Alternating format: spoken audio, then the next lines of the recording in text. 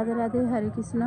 আজকে আমি এসেছি নবদ্বীপের চতুর্থ দিনে শান্তিপুরে অদ্বৈত আচার্য প্রভুর ঘরে। আর এটা যেখানে এসেছি এটা শ্যামচাঁদ প্রভুর স্বর্গে এসেছি। তো দেখেন এখানে শ্যামচাঁদ, কত পুরানো মন্দির, দেখো শ্যামচাঁদ প্রভুর এখানে মন্দির। তো চলো তোমাদেরকেও দর্শন করাই।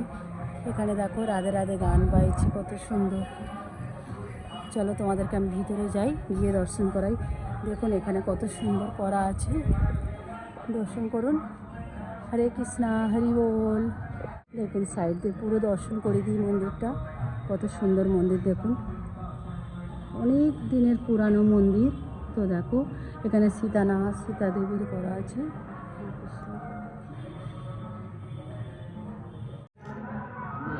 চলো দেখো এখানে রাধা গোবিন্দ যত সুন্দর শৃঙ্গার করা আছে। তো এরপরে আরতি হবে। চলো আমি তো নবদ্বীপ চলে যাবো, এনে তোমাদেরকেও দর্শন করিয়ে দিলাম। রাধা শ্যামচাঁদজি, হ্যাঁ দেখো এখানে করা আছে, কত সুন্দর। দেখো দর্শন করো। হরি বল, হরে কৃষ্ণা।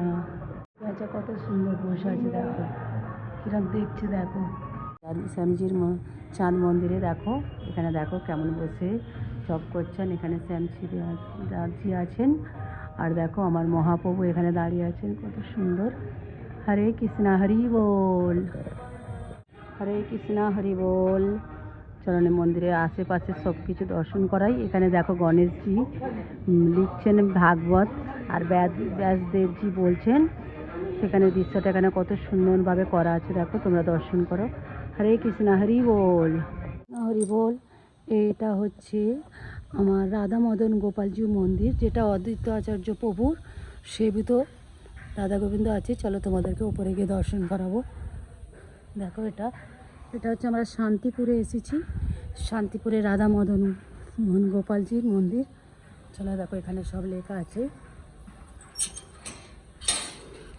চলো তোমাদেরকে দর্শন করাই আমার রাধা গোবিন্দজিকে। আমিও এই প্রথম এসেছি। এই দেখো কত সুন্দর, দেখো দর্শন করো। হরে কৃষ্ণা, হরি বল, রাধে রাধে। দেখো আমার গৌর নিতাই দাঁড়িয়ে আছেন, কত সুন্দর। আমার অদ্বৈত আচার্য প্রভুর সেবিত ভগবান এগুলো। চলো তোমরা দর্শন করো, কত প্রাচীন। দেখো কত সুন্দর আমার রাধা গোবিন্দজি।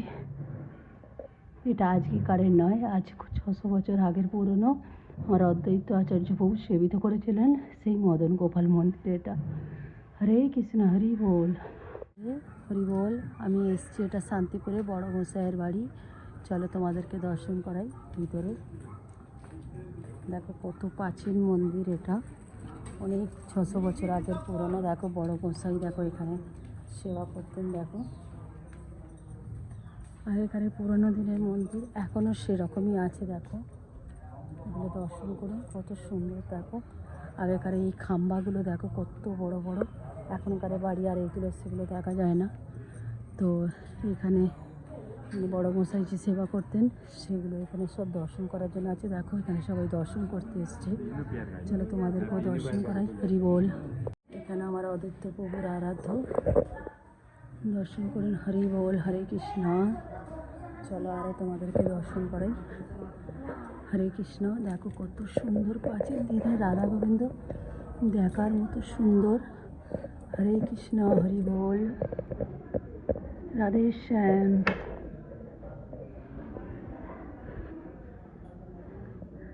এটা হচ্ছে রামচাঁদজিউ, দেখো কত সুন্দরভাবে বানানো আছে এটা। হরে কৃষ্ণ, হরি বল, রাধে রাধে, হরি বল। এখানে দেখো জগন্নাথ প্রভু আর আমার প্রভু বিরাজ করছেন। দেখো নিচে রাধা গোবিন্দজি। আরও চলো তোমাদেরকে দর্শন করাই। দেখো এখানে আমার যেমন এখানে পুরো কৃষ্ণকালী হয়েছিল, সেই কৃষ্ণকালীর দর্শন করুন। এখানে দেখুন একদিকে মহাপ্রভুর মতো স্বরূপ, আবার হচ্ছে তোমার বংশী ধরে আছে, আবার কালী মায়ের মতো হাত তুলে আছে। কত সুন্দর দর্শন করুন। নিচে আমার রাধা গোবিন্দজি। হরে কৃষ্ণ, হরি বল। আর এখানে দর্শন করুন গৌরানা ঠাকুর, প্রভুর প্রথম পুত্র। দেখো এখানে গৌরানা প্রভুর প্রথম পুত্র, দর্শন করো। হরে কৃষ্ণ, হরি বল। শ্রী অদ্বৈত আচার্য শ্রী অনন্তচন্দ্র সীতা দেবী আর অদ্বৈত আচার্য দেখুন দর্শন করুন। হরে কৃষ্ণ, জয় জয় শ্রী রাধে শ্যাম। কৃষ্ণ হরি বল। আমি শান্তিপুরেতে এসেছি অদ্বৈত পাঠে। চলো, এখানে আমার মহাপ্রভু নিম গাছের নিচেতে বিশ্রাম নিয়েছিলেন যখন সন্ন্যাস নিয়েছিলেন। তো চলো তোমাদেরকে সেই অদ্বৈত পাঠ দর্শন করাই।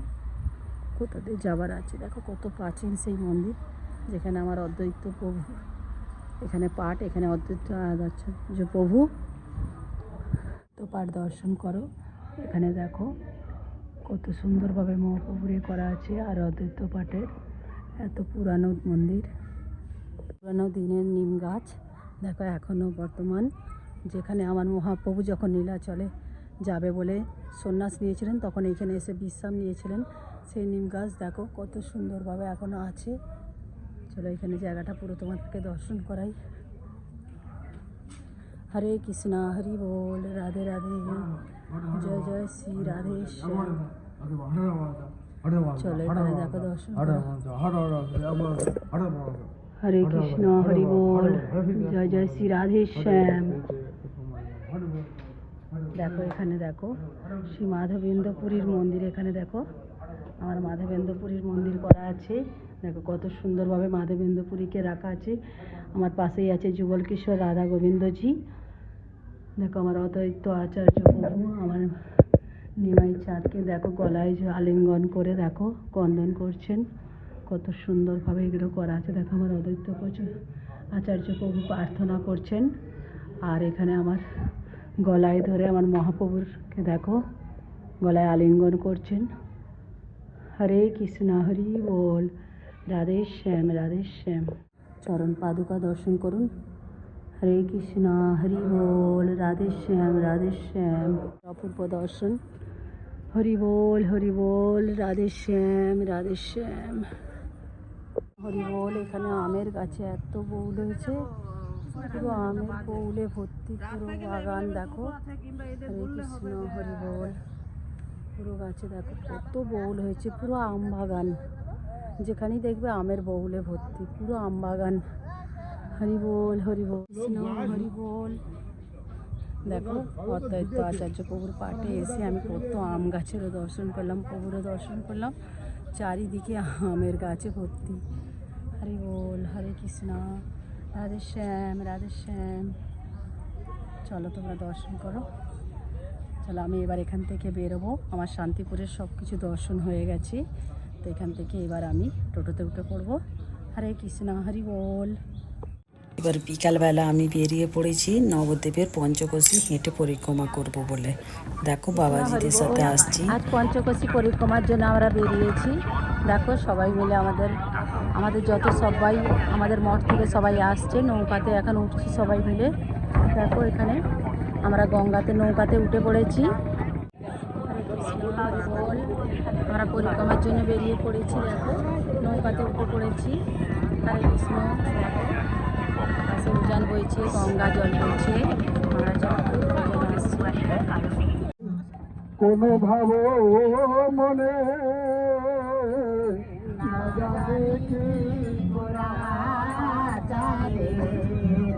কোনো ভাব মনে ধনের ফিরে গেল সহচর শোনে।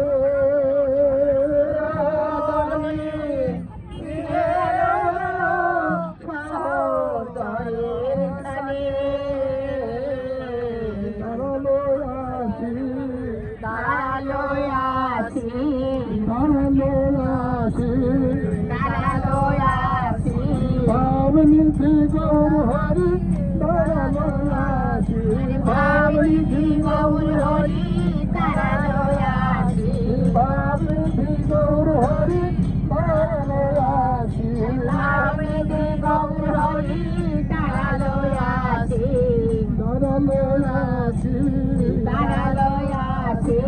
ভাবনিধি গৌরবী ভক্তগণ সঙ্গে করে নিয়ে সুরধনী ফিরে এসে দাঁড়ালেন।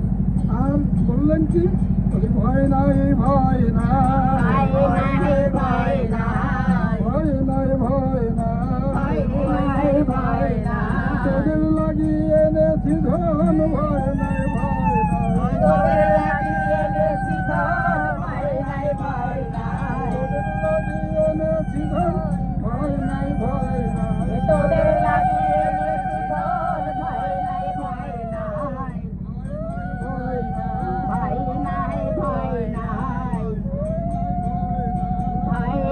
ভয় নাই তোদের লাগিয়ে এনেছি ধন ভয় নাই ভয় নাই তোদের লাগিয়ে এনেছি ধন ভয় নাই ভয় এই নাই গোলকের প্রেমধন নিয়ে আসছি সে জীব ভয় নাই তাই দুই বাহু তুলে সুরধ্বনির তীরে গৌরহরি আমার নৃত্য করছে আর কি করছেন ভক্তগণ নিয়ে সঙ্গে করে প্রিয়গদারে সঙ্গেতে করিয়া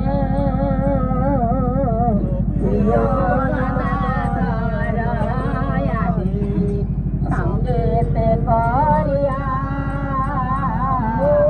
কৈতরী হইয়া নৌকায় চড়িলেন গোরা প্রেমাবিষ্ট হইয়া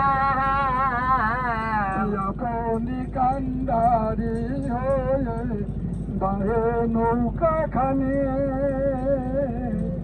আপনি কান্দারে হই বাই নৌকা খানে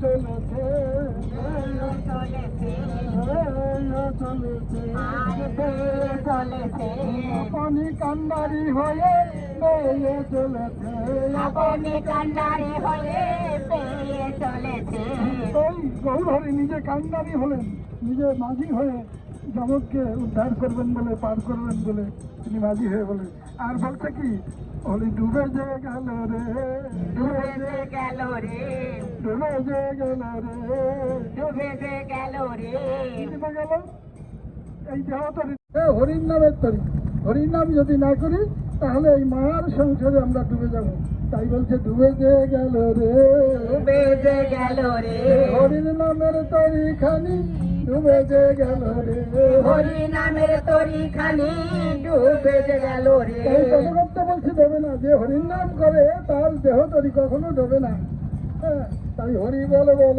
রে হরি বল বলে রে প্রেমানন্দে বাহু তুলে হরি বল বল রে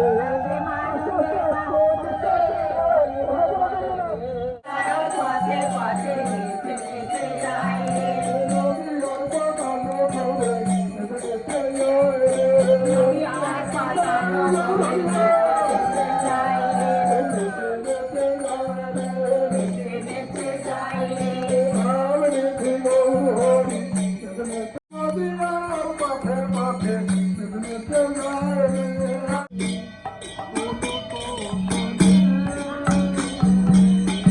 গৌরাঙ্গ বলিতে হবে পুলক সরি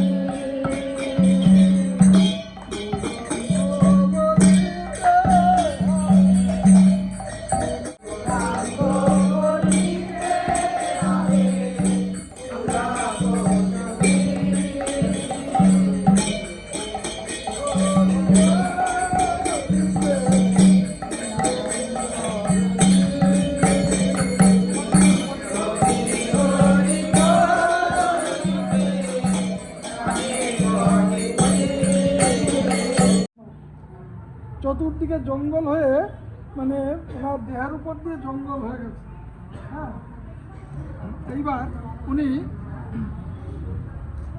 এইভাবে থাকতে থাকতে একদিন মানে অষ্টনাগ হ্যাঁ অষ্টনাগ এসে ওনার মাথার উপর দিয়ে ছত্র ধরে আছে হ্যাঁ ছত্র ধরে যখন আছে তখন এই নবদ্বীপের সমস্ত লোকজন দেখছে এ কি আশ্চর্য হ্যাঁ একেতে সন্ন্যাসী বাবাজি 6 মাস ধরে এরকম আছে আর এই দেখে সমস্ত লোক জমে গেছে হ্যাঁ ওনাকে দেখার জন্য দর্শন করার জন্য তখন আর ওই নাক কি আর থাকে নাক তখন চলে গেল তখন এইবার সবাই হইচই করতে করতে মানে ওনাকে দর্শনের জন্যে ওনার আস্তে আস্তে ধ্যান ভঙ্গ হলো ধ্যান ভঙ্গ হলে এইবার সাধারণ মানবের যা ইচ্ছা হ্যাঁ বাবা আমার ছেলের চাকরি হয় না আমার ছেলের অমুক, হ্যাঁ অসুখ আছে ভালো হয়, হ্যাঁ এই সংসারে অশান্তি নানান রকম বিধ, হ্যাঁ তখন উনি দেখলো তো এত বিপজ্জনক, হ্যাঁ উনি এখান থেকে চলে গেলেন বৃন্দাবনে। হ্যাঁ, বৃন্দাবনে যে ভজন করতেন, তো বৃন্দাবনে যে কেশিঘাটে যে মুরারি বাবার আশ্রম বলে, হ্যাঁ ওখানে ওনার, ওটাও ওনারই মন্দির। হ্যাঁ তা এরকম ইনাকে সিদ্ধ বাবা বলে। হ্যাঁ উনি হচ্ছেন সিদ্ধ বাবা। এরকম সিদ্ধ বাবা নবদ্বীপে আরও ছিল। হ্যাঁ বংশীদাস বাবা যে একজন ছিলেন সেই সিদ্ধ বাবা নিতাই গৌরকে গঙ্গায় নিয়ে যেত, নিজেও চান করতো, গঙ্গায় নিয়ে নিজের নিতাই গৌরকে চান করে নিয়ে আসতো সিদ্ধ বাবা। আরও আছে সেই সিদ্ধ বাবার তিনকরি বাবার আশ্রমিতা। জয় জয় নিতাই হরি বল।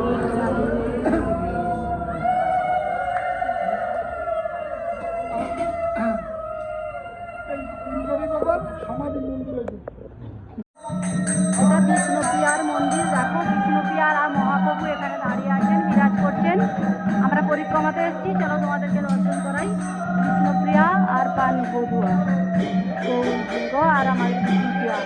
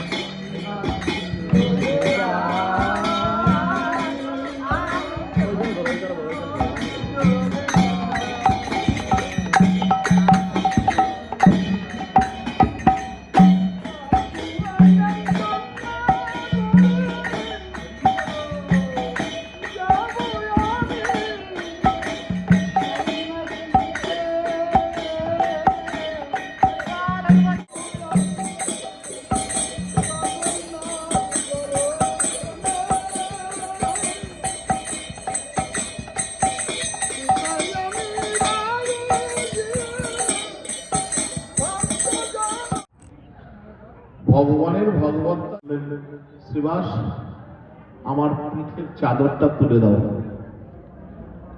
পিঠের চাদরটা তুলে দিলেন, দেখলেন প্রভুর পিঠে ওই বেতের দাগগুলো।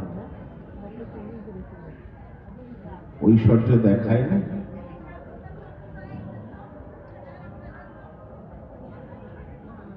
ঐশ্বর্য দেখায়নি? নিতাই চাঁদকে ষড়ভুজ দর্শন করায়নি? সার্বভৌমকে ষড়ভুজ দর্শন করাননি? রায় রামানন্দকে ষড়ভুজ দর্শন করায়নি? কিন্তু সবই করেছেন মাধুর্যের মোড়কে। যেমন ঝাড়খণ্ড বনপথে চলেছেন বলভদ্র ভট্টাচার্য আর কৃষ্ণদাস আচার্যকে নিয়ে। এবার ঝাড়খণ্ড কটককে বামে রেখে প্রভু যখন ঝাড়খণ্ড বনপথে ঢুকলেন, সেখানে অনেক হিংস্র প্রাণী আছে, বাঘ, মত্ত বনগুনো হাতি। তা প্রভু ভাবাবেশে কৃষ্ণ কৃষ্ণ কৃষ্ণ গুণকীর্তন করতে করতে যখন চলেছেন, তখন ওই ঝাড়খণ্ড বনপথে একটি বাঘ শুয়ে আছে রাস্তাতে। প্রভুর চরণ গিয়ে ওই বাঘের গায়েতে পড়েছে।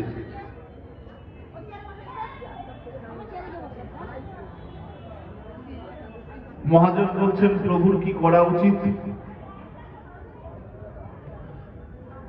প্রভু কি তাকে যেরকম পশুর গায়েতে যদি পা লাগে তাকে কি গায়ে মাথায় হাত বুলিয়ে দেবে? সেটা সমীচীন নয়। ব্যাঘ্র জাতি। প্রভু কি করলেন?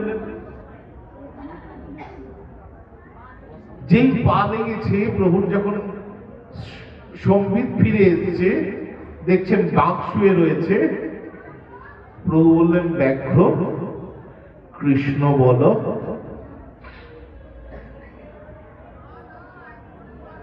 দেখুন,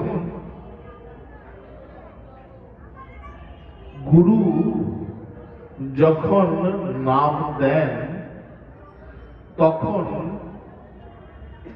সেই নাম যদি নাম কতটা ক্ষমতাবান আমাদের অন্তরের যে অন্ধকারময় স্বরূপটা আছে, সেই অন্ধকারটা কেটে গিয়ে আমাদের যে আসল যে স্বরূপ,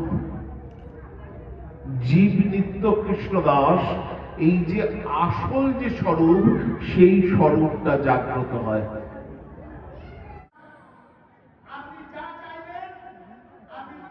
করে এবারে আমি এসেছি লাস্টে দেবানন্দ গৌড়িয়া মঠের নবদ্বীপে। তো চলো, এখানে প্রভু মহারাজরা সবাই দেখো কত কীর্তন করছে, পাঠ করছেন। চলো তোমাদেরকেও একটু শোনাই। দেখো এখানে কত ভক্তর সমাবেত, পুরো ভক্ততে ভর্তি এখানে। তো এখানে আজ মন্দির তো বন্ধ হয়ে গেছে, 8:30 বেজে গেছে, এই জন্য তোমাদেরকে মহাপ্রভুকে দর্শন করাতে পারলাম না। তো মহারাজের বাণী এখানে একটুখানি শুনে আমি এখান থেকে আবার স্বরূপগঞ্জে বেরিয়ে যাব। চলো তোমাদেরকে আর একবার ভালো করে দর্শন করে দিই। এখান থেকে আমি বেরিয়ে এবার আমাদের মঠটিতে যাব, ওখানে গিয়েও তোমাদেরকে আবার দর্শন করাবো। হরি বল। আজকে আমি এসেছি দেবানন্দ গৌড়িয়া মঠ নবদ্বীপে। তো চলো, এখানে খালি ভক্তবৃন্দ দেখো, কত ভক্তবৃন্দ। তো আমার রাধা গোবিন্দ বিনোদজির গেট বন্ধ হয়ে গেছে, তোমাদেরকে দর্শন করাতে পারবো না। তো চলো, এখানে ভক্তদেরকে দেখো খালি। এখানে মহারাজদের বাণী হচ্ছে, দেখো দর্শন করো। অসংখ্য অসংখ্য ভক্ত এখানে দেখো, চারিদিকে পুরো মঠ ভর্তি হয়ে আছে। দেখো, হরে কৃষ্ণ, হরি বল, রাধে রাধে। দেখো এখানে মন্দিরটা, এটা দেবানন্দ গৌড়িয়া মঠে দেখে দর্শন করুন। হরে কৃষ্ণ, হরি বল। এখানে অসংখ্য ভক্ত। যার তুলনা নেই। কালকে আর লাস্ট পরিক্রমা আছে, তো কদিন ধরে পরিক্রমা আছে। চলো আজকে এখানে দেখো মহারাজদের বাণী শোনো। এখানে মহারাজরা এখানে বাণী করছেন। হরে কৃষ্ণ দেখুন ওপরে বাণী মহারাজরা। থেকে আমি বেরিয়ে পড়েছি। আমি যেখানে আসছি সেখানে গিয়ে আমরা একটু কীর্তন করতে চলেছি। জপ হরে কৃষ্ণ হরে রাম বদনি তাই গৌর রাধে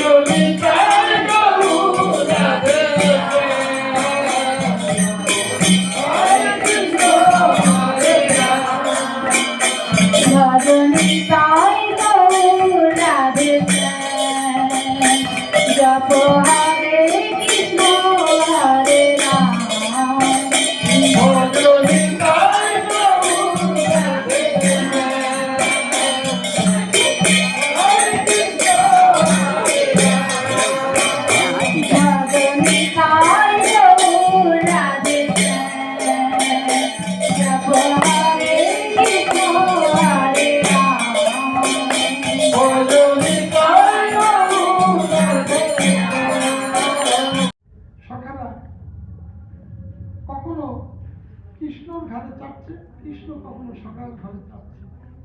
হ্যাঁ, কান্ধে চড়ে কান্ধে চড়ায় করে আহরণ, তুমি কোন বড় লোক আমি তুমি শোন।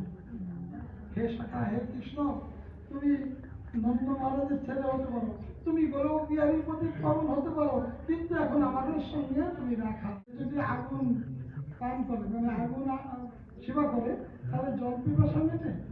জল পিপাসা মেটে না। হ্যাঁ, তাই তুমি আমাকে জল পিপাসা লেগেছে, তুমি আগুন এনে দিচ্ছ আমাকে।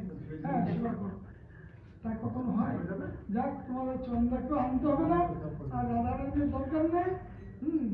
আমি রাধাকুণ্ডে ঝাঁপ দিব, তেজিব পরাণ, বদনে বলিব হাম শিরাধারী নাম। তাই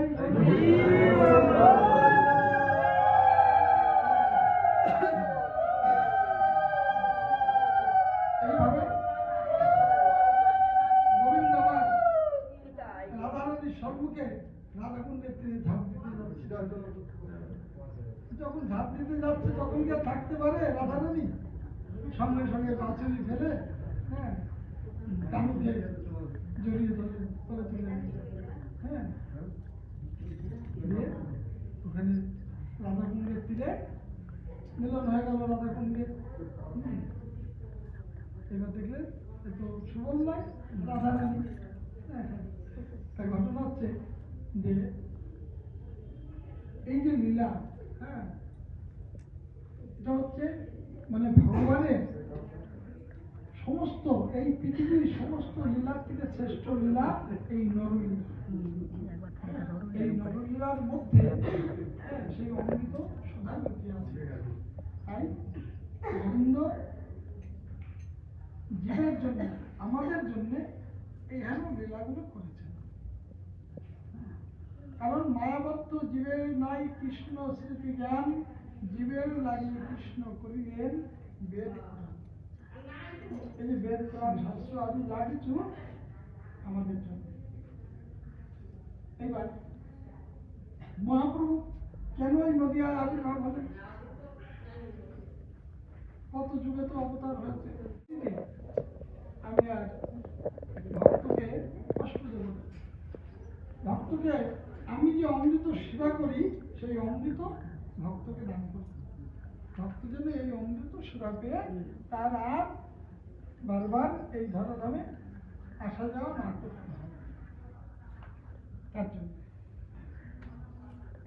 তাই গৌরহরি অনার্পিত চরিঞ্চল করুণাবতীর্ণ কলৌ সমাপয়ন দুর্জল রসন সবকৃষ্ণ হরি পুরট সুন্দর দুটি কদম্ব সুন্দরিত সদা হৃদয় স্কন্দ ছুটি তোমার সতীর্ণ।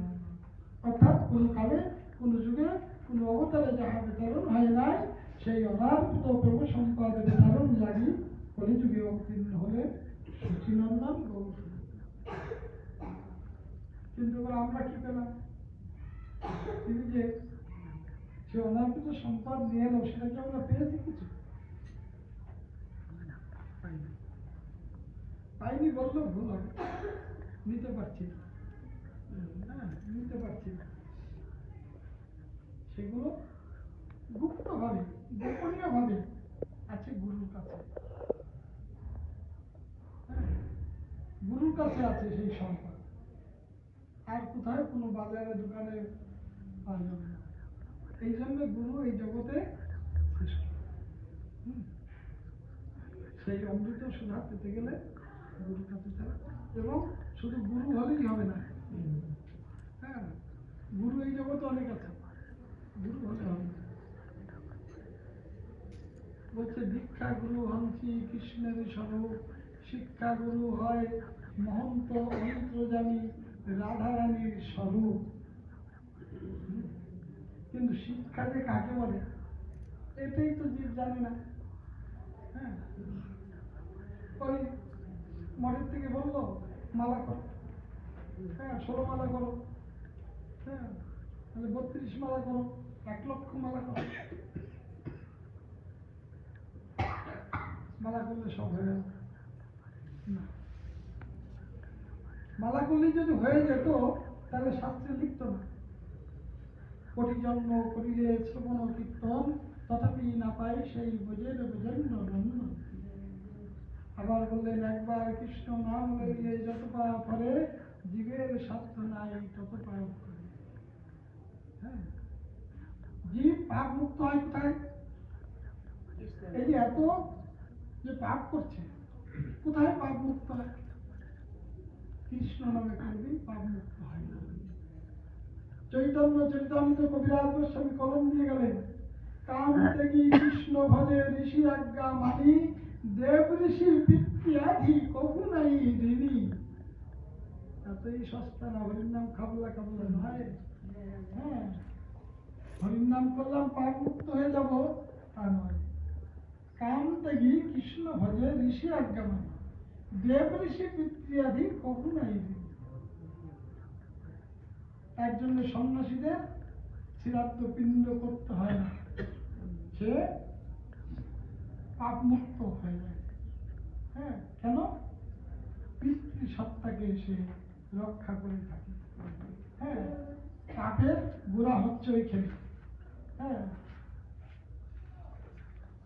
ওই জায়গাটায় পাকা না হতে পারলে তুমি যাই করো না কেন, তোমার বারবার আসতে হবে আর যেতে হবে। হয়তো ভক্ত হতে পারো, হ্যাঁ হরির নাম করতে পারো, কিন্তু জন্ম মৃত্যুর থেকে তুমি রেহাই পাবে না। তা সেই জায়গাটা কয়জন গুরু জানবে? হ্যাঁ, সেই যে বর্ষায় 2 মহারাজ আলোচনা হচ্ছে, হ্যাঁ বিশ্বম্বরের ওখানে। একজন শিবাসঙ্গনের আর একজন ওই ফর্দা।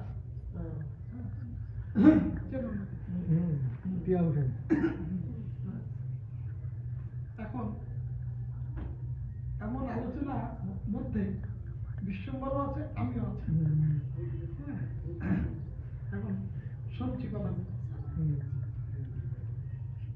এমন পর্যায়ে পড়ে গেছে মানে বুঝেও বোঝে না, জেনেও জানতে পারছে না। আমি গোসাই, এবার আমি যদি কাউকে বলি আমি তো জানি না, আমাকে একটু শিখিয়ে দেন, সেটাও বলতে পারছি না।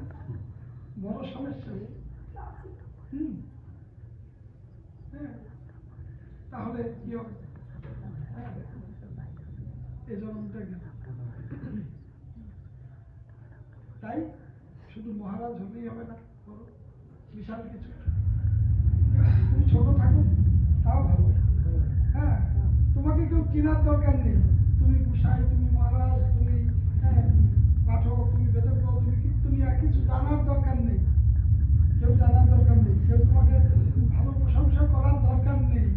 হ্যাঁ, তুমি সবার কাছে নিন্দনীয় হয়ে থাকো, কিন্তু ভগবানের মূল বস্তু তুমি জানো।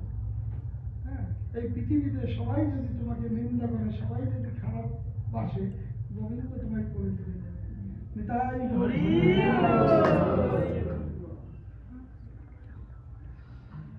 তো যাই হোক, এগুলো জানতে গেলে এই যে দীক্ষা এবং শিক্ষাগুলো, হ্যাঁ, এই যে কি বললাম, পূর্ণ ভগবান 25 অক্ষর, 25 তত্ত্ব, আর বাবা ভোলানাথ 24.5 তত্ত্ব, আর আমরা জীব 24 তত্ত্ব। এর মধ্যে হচ্ছে গন্ডগোল। হ্যাঁ, এর মধ্যে হচ্ছে গন্ডগোল। তা এই গন্ডগোলের মধ্যে এইটিকেও পরিষ্কার করতে চাই না, বুঝতেই চেষ্টা করি না। এই জায়গাতে বুঝতে গেলে শিক্ষার জায়গায় যেতে হবে। হ্যাঁ, শিক্ষার জায়গায় না গেলে এটাকে সংশোধন হবে না। যাই হোক, রাধে হরি বল। ভিডিওটি যদি তোমাদের ভালো লাগে সাবস্ক্রাইব করো, শেয়ার করো আর কমেন্ট করে জানিও আমার নবদ্বীপ পরিক্রমা তোমাদের কেমন